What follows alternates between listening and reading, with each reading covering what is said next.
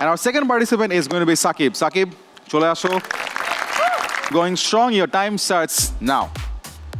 Saqib's first attempt shuru hocche. Saqib is balancing it quite well and can he, all right. First point.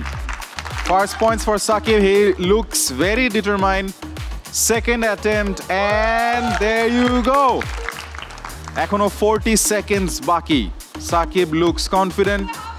Saqib is একটু lack of focus কিন্তু একটা point miss করাতে যথেষ্ট আমরা দেখতে পাচ্ছি যে third point for Shakib 30 seconds to go 30 seconds to go and Saqib is scoring yet another point 4 point তুলে নিয়েছে Shakib this is the 5th point